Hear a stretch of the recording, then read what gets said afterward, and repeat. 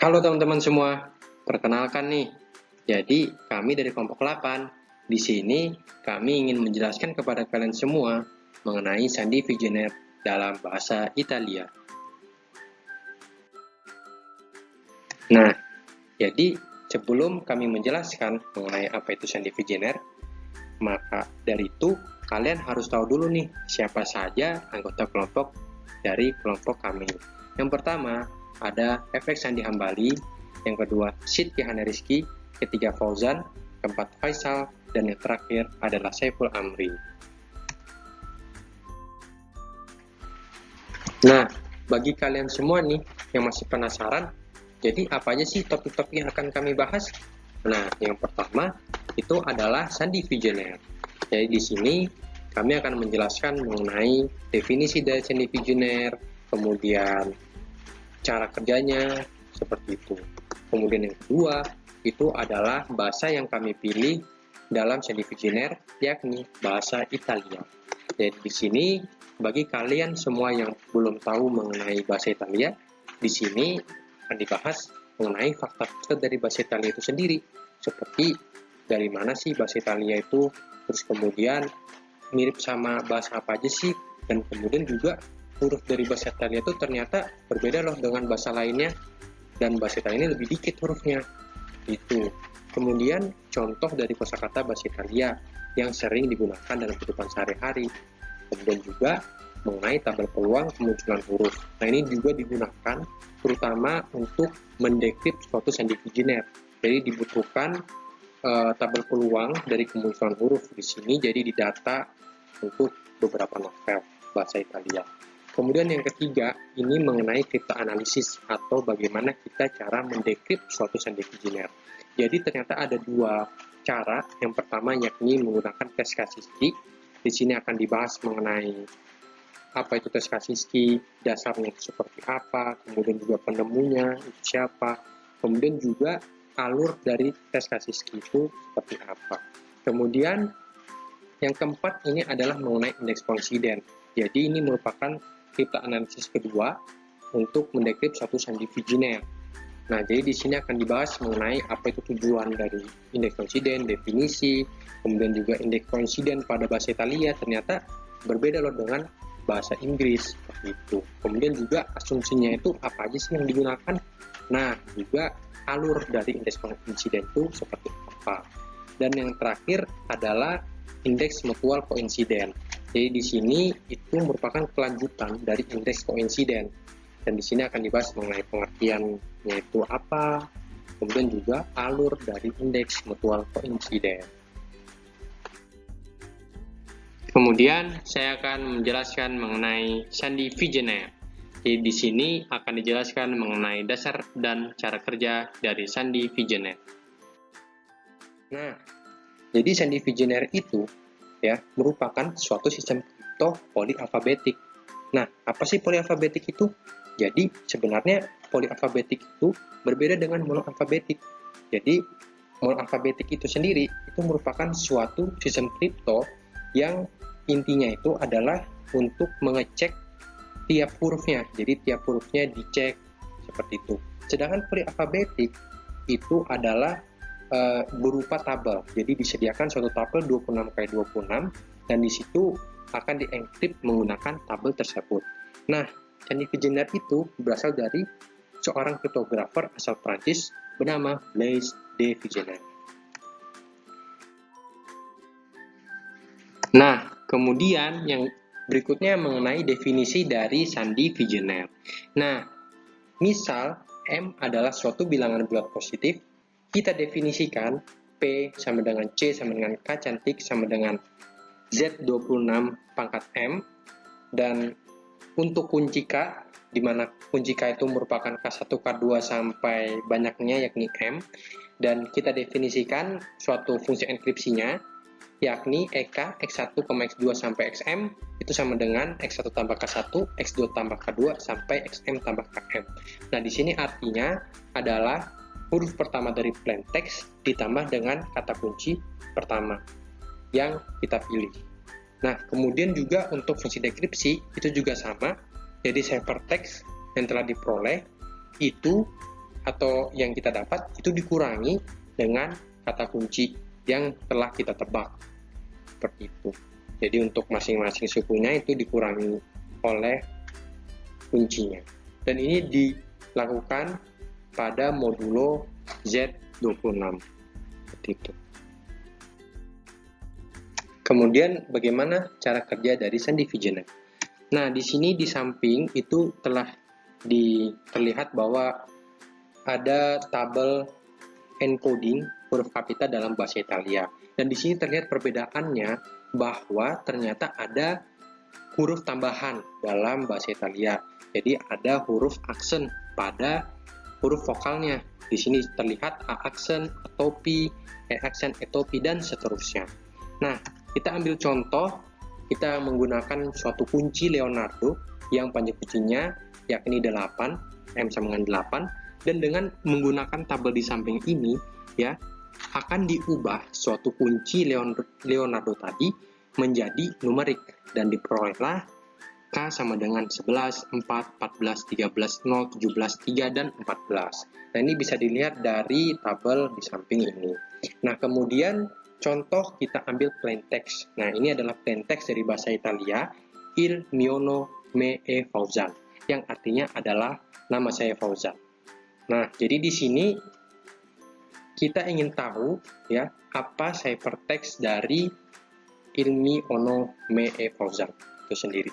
Dan ini pertama kali adalah kita ubah menjadi numerik modulo 39 dan dengan ditambah kunci modulo 39. Nah, ini terlihat tabel di bawah ini ya. Di sini merupakan plain text tadi yang telah diubah ke dalam bentuk numerik ya dengan kuncinya. Yang tadi ini kunci Leonardo. Nah, terlihat di sini bahwa karena kuncinya ini ada 8, maka dari itu pada suku ke-9 itu diulangi lagi untuk suku pertama dari kunci dan seterusnya sampai selesai. Nah, kemudian bagaimana cara mendapatkan ciphertext? Jadi pertama-tama kita tambah plain text dengan kunci untuk tiap suku. Nah, ini dilakukan di modulo Z39 gitu. Nah, kemudian berikutnya ini dia ciphertext tadi yang telah diperoleh. Ini merupakan tabelnya, tabel encoding tadi. Nah, kemudian dengan menggunakan tabel di samping ini, tabel 1, akan diubah ciphertext yang tadi masih berbentuk numerik ke dalam bentuk huruf. Nah, diperolehlah suatu huruf, kumpulan huruf seperti ini. Nah, kemudian ya, di sini untuk mendekrip suatu ciphertext dari Sandy Vigener itu juga dilakukan dengan cara yang sama, dengan mengurangi suatu ciphertext tadi dengan kata kunci yang telah kita peroleh. Nah, kata kunci ini haruslah sama, dan dalam mendekrip suatu Sandy Vigener itu tidak semudah yang diperkirakan. Karena pertama-tama kita harus tahu panjang kuncinya itu berapa. Kemudian yang kedua adalah apa kuncinya itu. Yang pasti itu sangat penting. Karena jika kita tidak mengetahui kuncinya atau kuncinya salah, maka kita tidak akan mendapatkan hasil plain text yang kita inginkan. Seperti itu. Pada bagian 2 ini, saya akan menjelaskan beberapa hal tentang bahasa Italia, yaitu fakta-faktanya, dan 2 hal ini yang berkaitan dengan kriptografi, yaitu contoh kosakata dan tabel peluang kemunculan huruf. Dan ini adalah saya. Fakta-fakta bahasa Italia. Fakta pertama adalah bahasa ini adalah bahasa Romance dari keluarga Indo-Eropa. Fakta kedua, bahasa resminya Italia, Swiss, San Marino, dan Kota Vatikan. Fakta ketiga, bahasa ini paling mirip dengan bahasa Latin dari segi kosakatanya. Fakta keempat, bahasa ini mirip sekitar 89% dengan bahasa Prancis, 87% dengan bahasa Katalan, 85% dengan bahasa Sardinia, 82% dengan bahasa Spanyol, dan 80% dengan bahasa Portugis. Fakta kelima, bahasa ini terdiri atas 21 huruf, dan huruf J, K, W, X, dan Y jarang digunakan dalam kehidupan dalam berbahasa Italia. Yang berikutnya adalah contoh kosakata bahasa Italia. Dan dari sini terlihat kalau bahasa Inggris yes diterjemahkan jadi bahasa Italia seperti ini, dan dengan pelafalan ini. Bahasa Inggris no menjadi tetap sama dalam bahasa Italia dengan pelafalannya ini. Begitu seterusnya. Dan di sini tabel belum frekuensi kemunculan huruf dalam bahasa Italia diperoleh dari 8 novel ini menggunakan program, dan masing-masing huruf mempunyai peluang seperti berikut ini.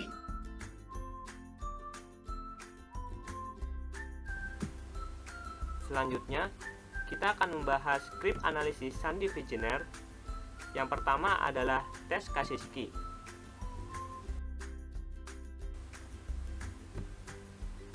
Tes Kasiski pertama kali dikemukakan oleh Friedrich Kasiski pada tahun 1863. Tes ini bertujuan untuk memprediksi panjang kata kunci yang digunakan pada suatu sistem Sandy Wegener. Tes ini berdasarkan pada observasi, di mana bahwa dua segmen identikal dari teks asal akan dienkripsi ke teks sandi yang sama bila kemunculannya pada teks asal pada posisi X yang sama. Posisi X ini terkait dengan panjang kata kunci. Sebaliknya, jika kita mempunyai dua segmen yang sama pada teks sandi, setiap segmen sedikitnya panjangnya adalah 3, maka ada peluang yang sangat besar bahwa mereka berasal dari segmen yang sama di teks asalnya. Untuk lebih jelasnya, mari kita lihat alur dan contoh tes Kasiski.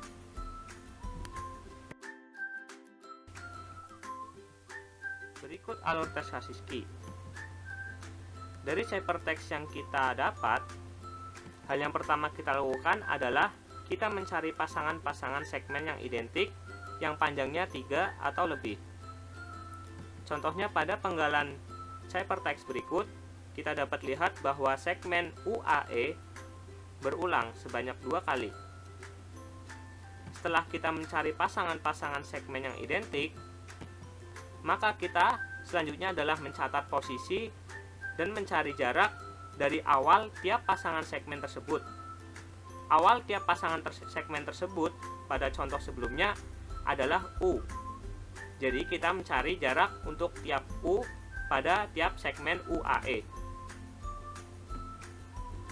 Nah, misalkan jarak tersebut D1 sampai Dn.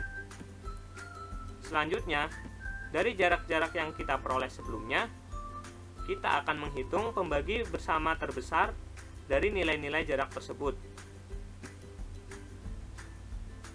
Berdasarkan tes Kasiski, pembagi bersama terbesar dari nilai jarak tersebut diduga menjadi panjang kata kunci Sandy Wegener.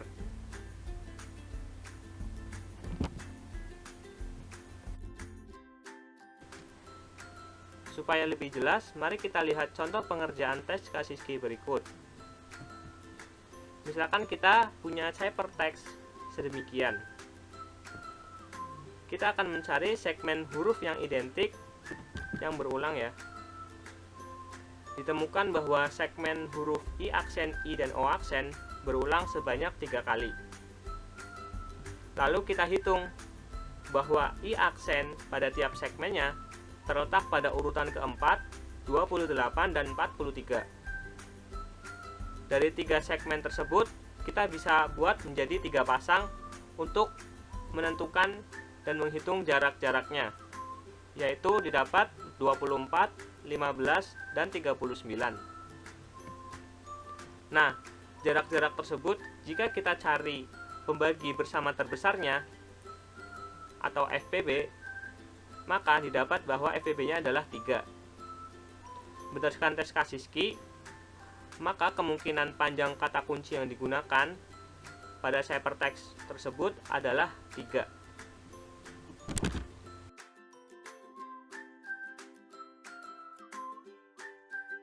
Keempat, kita akan membahas tentang indeks koinsiden. Kita akan bahas tentang tujuan dan definisi dari indeks koinsiden. Kita akan mencari indeks koinsiden dalam bahasa Italia, lalu asumsi-asumsi yang kita gunakan serta alur untuk mencari indeks koinsiden tersebut. Nah, untuk apa tes indeks koinsiden ini? Tujuannya adalah kita untuk memprediksi panjang kunci. Nah, definisi dari indeks koinsiden itu adalah, misal kita notasikan frekuensi dari huruf A, B, C sampai U topi dengan F0, F1 sampai F38. Artinya frekuensi dari huruf A adalah F0, huruf B adalah F1, dan seterusnya huruf U adalah F38. Maka banyaknya cara kita memilih satu pasang huruf dari N buah huruf dengan kombinasi N2 cara, dan total peluang kemunculan satu pasang huruf yang identik adalah seperti yang diberikan rumus di bawah ini.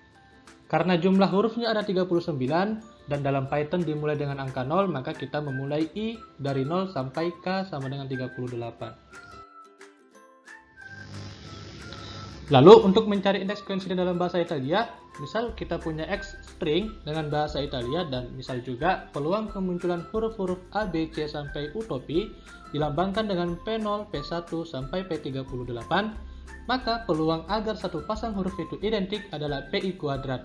Jadi dengan menghitung, indeks koinsiden bahasa Italia kita peroleh adalah 0,0714. Lalu asumsi yang kita gunakan karena kita pakai bahasa Italia, maka asumsinya adalah peluang kemunculan huruf di plain text mirip dengan peluang kemunculan huruf-huruf di bahasa Italia, yang berarti indeks koinsiden dalam X itu akan sama dengan atau sebanding dengan indeks koinsiden dalam bahasa Italia.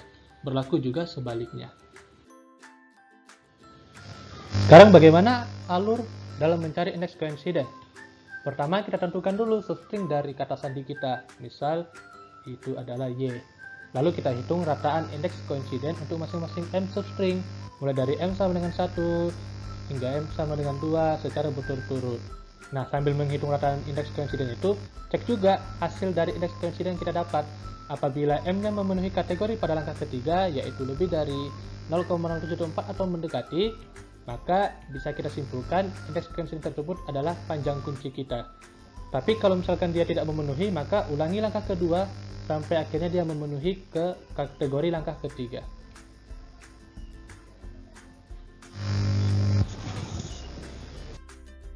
Sekarang kita akan membahas tentang bagaimana menentukan substring. Misal kita punya M sama dengan 2. Misal ada substring A, B, C, D, E, F. Untuk M sama dengan 2, tandai dulu setiap huruf dengan angka 1, 2, 1, 2. Lalu, masukkan huruf dengan angka 1 ke A1 dan huruf dengan angka 2 ke A2, sehingga terbentuklah dua substring. Misal kita ambil contoh untuk substring yang M sama dengan 3. Misal ada substring A, B, C, D, E, F.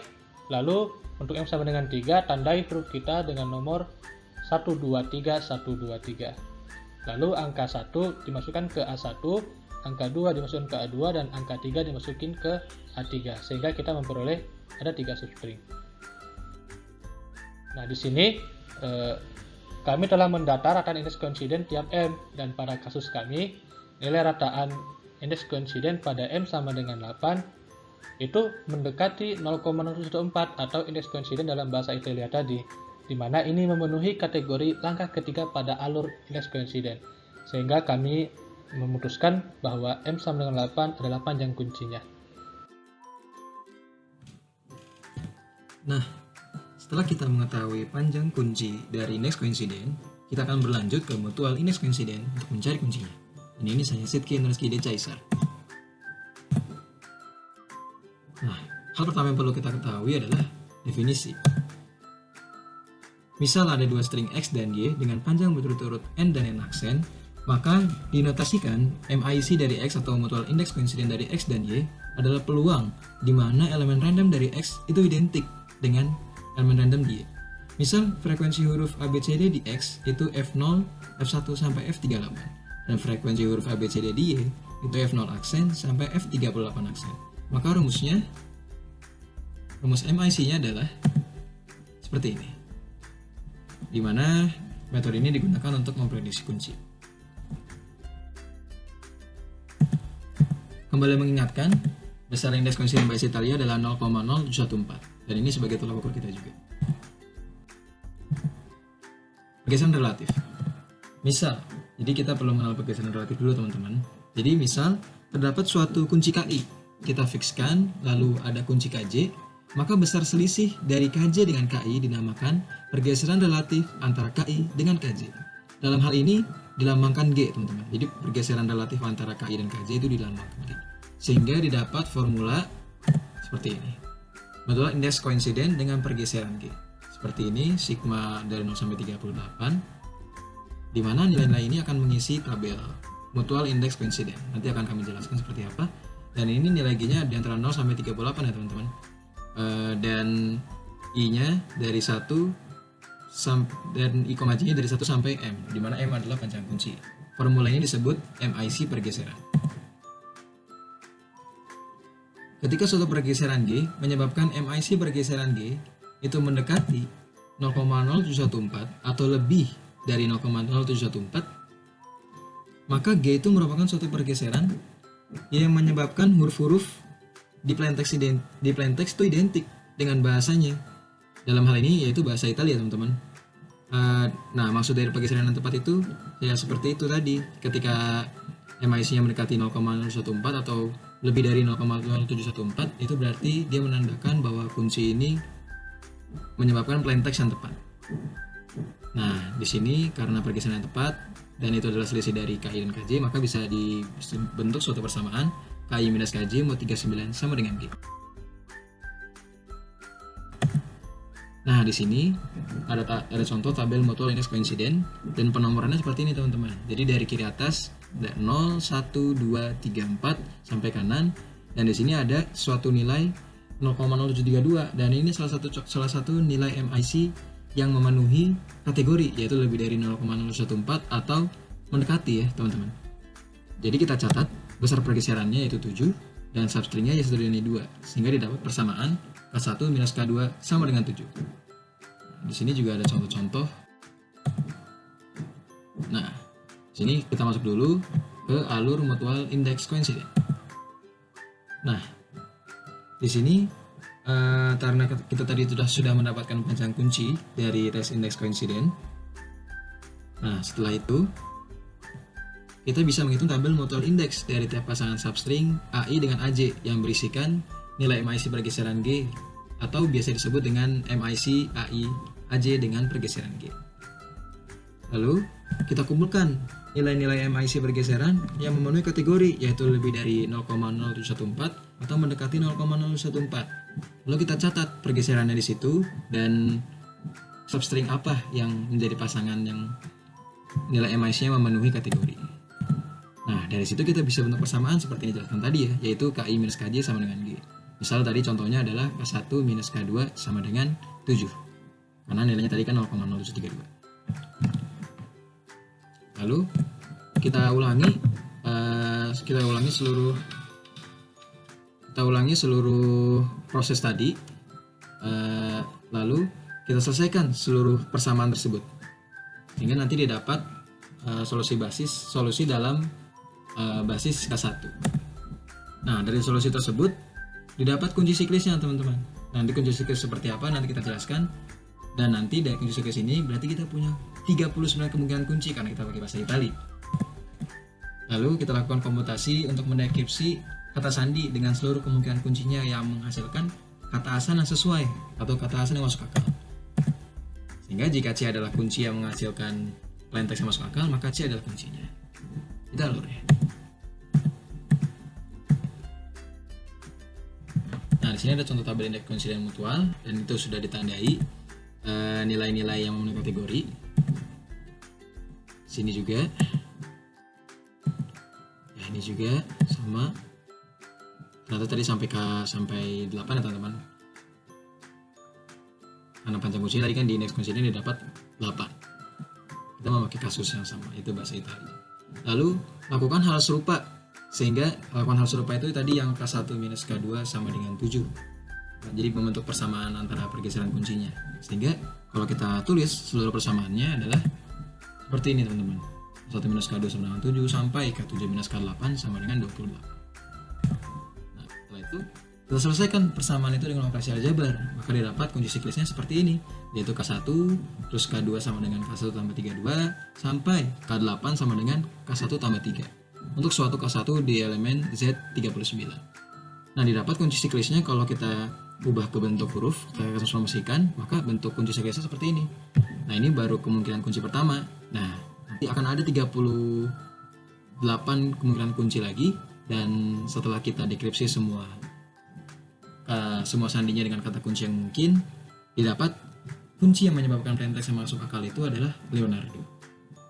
Dan ini nanti akan lebih jelasnya karena ada di programnya. Plaintext kami sepanjang 1 halaman. Sekian presentasi dari cryptanalysis Sandy Wegener dan Sandy Wegener.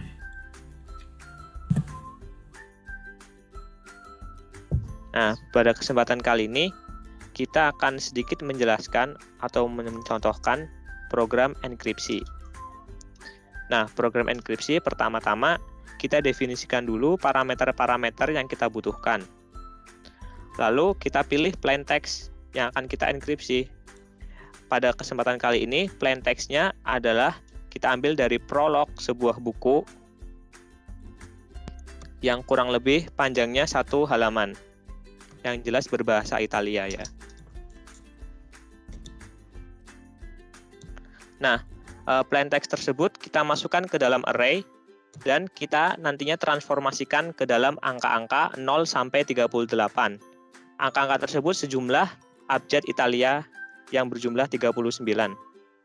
Nah, nantinya angka-angka tersebut yang akan kita lakukan enkripsi dengan menggunakan Sandy Wegener. Nah, pada kesempatan kali ini kunci yang kita pakai adalah kata Leonardo. Nah, didapat hasil enkripsinya adalah sebagai berikut.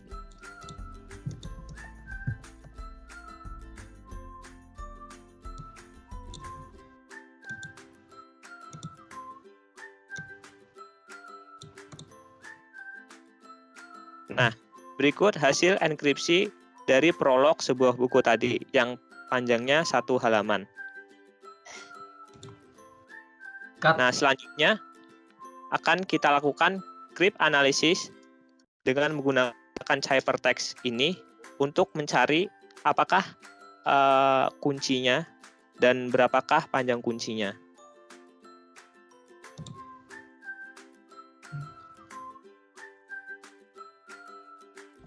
Selanjutnya, kita akan lakukan crypt analysis dari hypertext yang telah kita dapat tadi ya sebelumnya.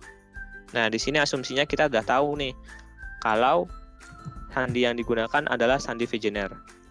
Nah, tes crypt analysis yang kita akan gunakan yang pertama adalah tes Kasiski ya, dengan tujuan untuk memprediksi panjang kata kunci yang digunakan.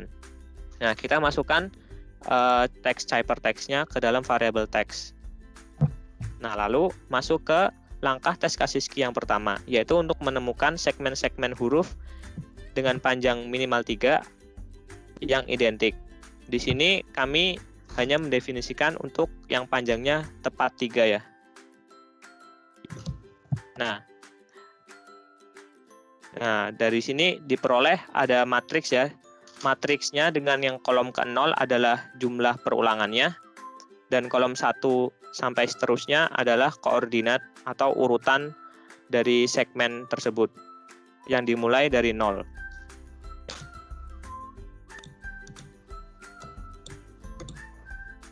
Selanjutnya ada program jika kita ingin mencari tahu atau ingin lihat kata-kata apa saja yang berulang.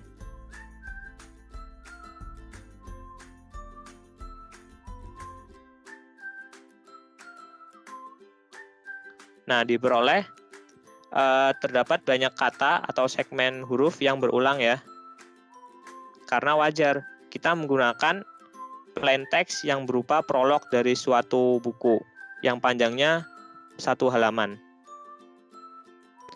Nah, untuk mengatasi masalah tersebut dan mempermudah perhitungan, maka kita meninjau untuk segmen huruf atau kata yang berulang, yang perulangannya paling banyak.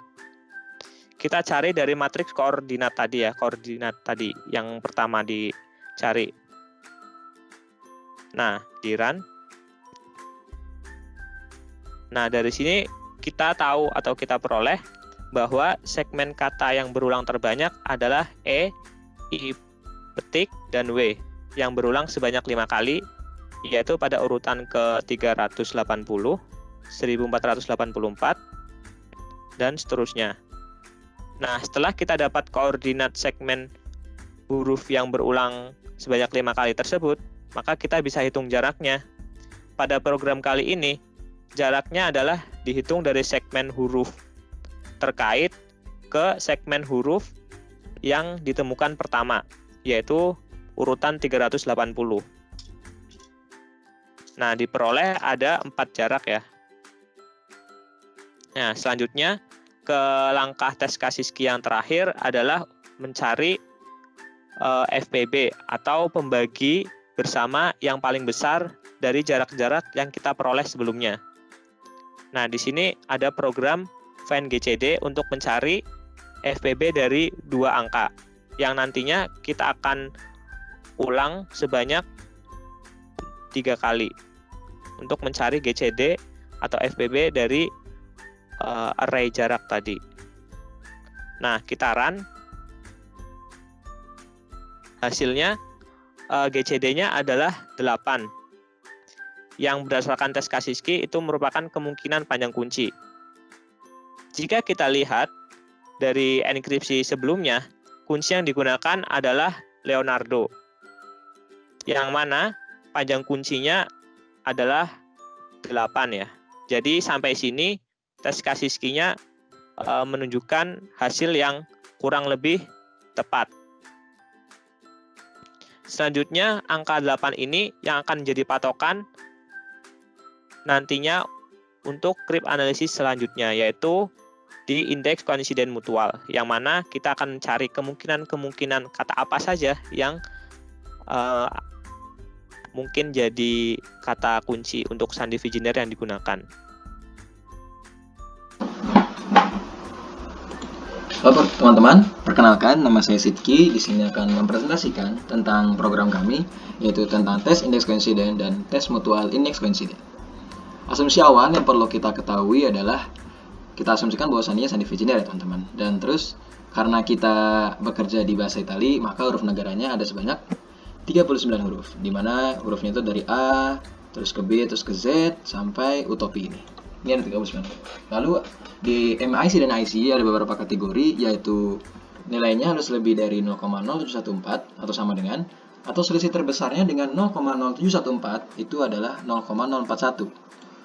Sehingga biar kategorinya lebih mudah dalam pemrograman, kami buat menjadi satu, yaitu IC language-nya. Karena IC language-nya itu adalah 0,0714 dan maximum difference to IC language-nya adalah 0,0041, kami ambil sisinya adalah 0,0673, sehingga kategorinya menjadi satu, yaitu ketika MIC atau IC-nya lebih dari sama dengan 0,0673, maka itu sudah memenuhi kategorinya, sudah memenuhi 2 kategori tersebut.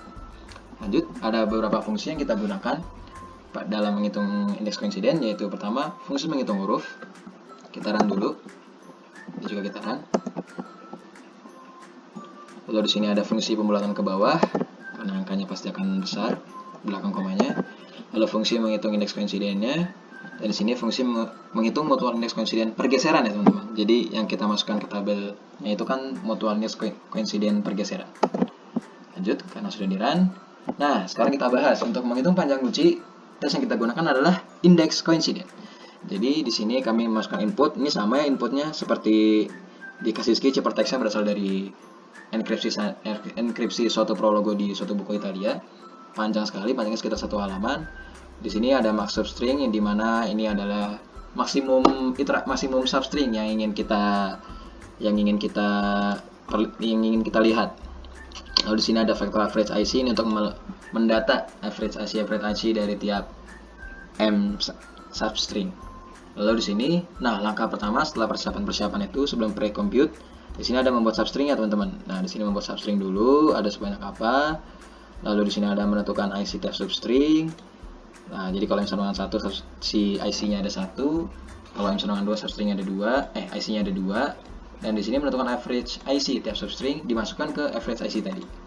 Nah, di sini adalah tempat untuk codingan untuk mengecek apakah ada average IC yang memenuhi kategori. Ketika average IC-nya memenuhi kategori, yaitu kategorinya tadi kan 0,0673, maka si looping akan berhenti. Dan coba kita lihat langsung saja si outputnya.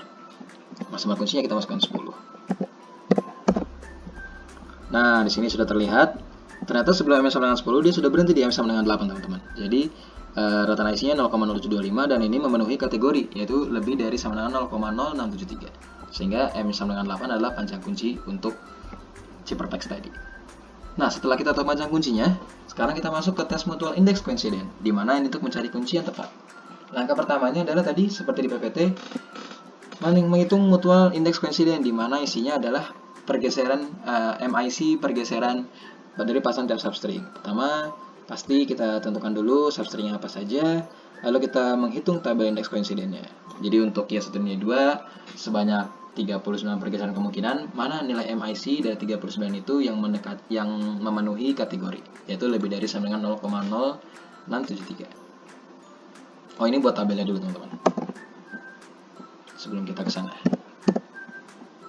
Nah, ini buat tabelnya dulu, tabelnya seperti itu. Dan di sini untuk membuat persamaan ini berarti kan kita harus mencari nilai MIC pergeseran yang memenuhi kategori, yaitu lebih dari sama dengan 0,0673. Nah, di sini ada input seperti biasa panjang kuncinya. Di sini bentuk substring dulu yang pertama. Lalu ada membuat default matriks persamaan. Nah, ini sebuah matriks yang menggambarkan persamaan yang telah kita buat. Yaitu misalnya K1 minus K2 sama dengan 7, lalu kan pasti ada banyak persamaan kunci yang dibuat oleh pergeseran. Lalu setelah itu kita buat persamaan apa saja yang berlaku. Kita buat persamaan berdasarkan MIC pergeseran yang memenuhi kategori. Kita lihat saja langsung.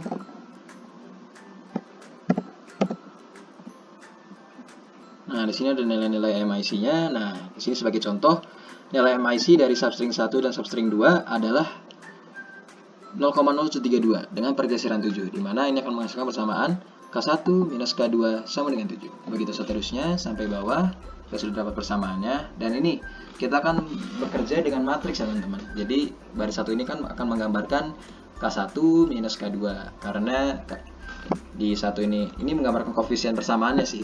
Jadi tadi kan persamaan pertama yang kita temukan adalah K1 minus K2 sama dengan 7 kan. Nah, di sini di baris pertama juga menunjukkan koefisien dari K1 yaitu 1, koefisien dari K2 itu minus 1, dan ini pergeserannya sama dengan 7. Lanjut seperti itu, ini K1 minus K3 akan sama dengan 36. Lanjut. Nah, di sini kita akan menyelesaikan persamaan-persamaan tadi yang banyak tadi itu dengan secara aljabar. Tapi di sini karena secara pemrograman kami selesaikan itu secara matriks, secara pengalian matriks saja sih. Dan ini solusinya akan berbentuk dalam basis K1 ya. Jadi misalnya K2 sama dengan K1 tambah sesuatu, atau K3 sama dengan K1 tambah sesuatu, dan seterusnya sampai K8, karena kan panjang kuncinya adalah 8. Langsung kita run saja bagian ini. Nah, di sini adalah solusi-solusi yang terbentuk dari semua persamaan tadi. Ini untuk baris 1 kolom 1 tadi di matriks tadi menghasilkan persamaan K2 sama dengan K1 tambah 32. Kalau misalnya ada terhitung lagi K2 sama dengan K1 tambah 32, pasti akan sama teman-teman, karena memang pergeserannya sudah tepat, sudah sesuai dengan kategori si nilai MIC pergeserannya, sehingga didapat hasil akhirnya adalah kunci siklisnya. Kita dapat kunci siklisnya yaitu K1, terus habis itu ini nilai K2 teman-teman sama dengan K1 tambah 32 sampai di sini adalah K8, yaitu K1 tambah K3. Di sini kita dapat kunci siklisnya. Nah, di sini terdapat pasti ada 39 kemungkinan kunci, karena kita udah tahu kunci siklisnya. Anggap K1 ini adalah A-nya 0. Jadi kalau A kita transformasikan ke huruf ke angka itu adalah 0. Kita lihat kunci-kunci yang mungkinnya. Nah, di sini ada kunci-kunci yang mungkinnya. Nah, di bagian pertama ini itu adalah kunci siklisnya, teman-teman. Terus lanjut ke B, lanjut ke C, D, dan di sini ada kunci Leonardo. Nah, tadi kan kita mengenkripsi prolog dari satu buku tadi dengan kunci Leonardo. Tapi dalam praktek aslinya, kita kan sebenarnya mungkin saja akan ada seorang cryptographer yang mengenkripsi sandinya itu dengan bahasa Itali, tapi kuncinya tidak dengan bahasa Itali masuk akal. Jadi kita perlu mencoba semua sandi ini, semua kunci ini, yaitu dengan mendekripsikan setiap sandi dengan 39 kemungkinan kunci ini. Nah, makanya kita buat function dekripsi. Tadi kan di awal sudah ada enkripsi ya. Nah, di sini ada dekripsi. Sebenarnya sama cara pengerjaannya dengan enkripsi, cuman berbeda di bagian ininya ya.